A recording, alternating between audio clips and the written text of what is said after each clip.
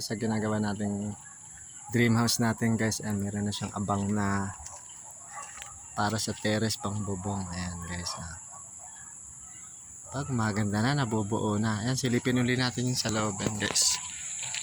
Ayan po na halaga na po nila ng kisame po yung. Ayan guys. Ayan pinaka-entrada natin. Ayan. Ano? Puti. Mamaya ka na pumasok. Silipin natin guys. Ayan.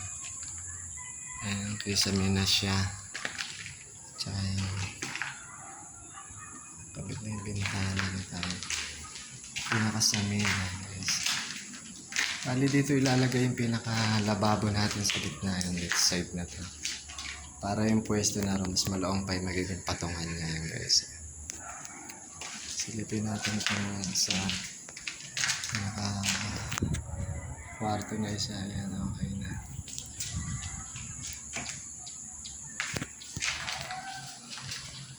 Ayan guys. Konting-konti na lang. Grabe, excited na tayo lumipat. Ayan, pinaka-miki sa isang kwarto natin dito sa pinaka-guest room. Ayan, tapos dito sa CR. Ayan, pinaka-CR natin. Siguro mga 1.6 to. Tapos yung isang kwarto. Ayan guys. May ano na rin.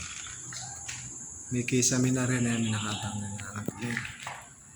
Ito pinaka-kwarto namin, dalawang pangok. Ayan guys. And then dito sala, ayan sala.